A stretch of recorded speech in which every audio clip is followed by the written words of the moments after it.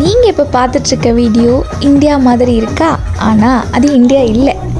ஆனால் Indians celebrate பண்ணுற ஒரு ஹோலி ஃபெஸ்டிவல்.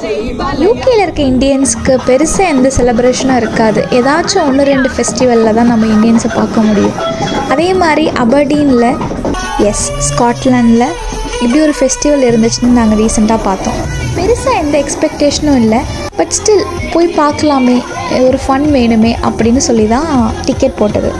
எனக்கு பெருசாக எந்த கேங்கும் இல்லை அப்படின்றதுனால கொஞ்சம் யோசித்தேன். பட் ஓகே, ஒன்ஸ் தானே ட்ரை பண்ணி பார்ப்போம் அப்படின்னு சொல்லி தான் இங்கே வந்ததே. இந்த Holi festival afternoon 12 PM to 5 PM போட்டிருந்தாங்க. 5 hours என்ன என்ஜாய்மெண்ட் பெருசாக இருக்க போகுதுன்னு சொல்லிட்டு நான் லாஸ்ட் 1 hour முன்னாடி தான் போயிருந்தேன்.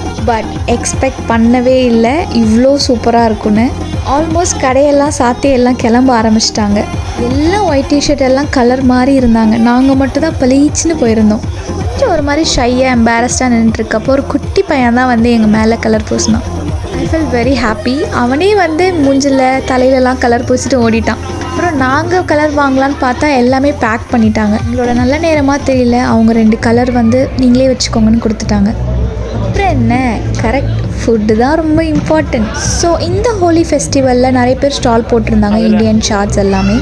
அதை 2 ட்ரை பண்ணி பாவ் பஜ்ஜி அண்ட் சமோசா சாட் ட்ரை பண்ண ரொம்ப சூப்பராக இருந்துச்சு.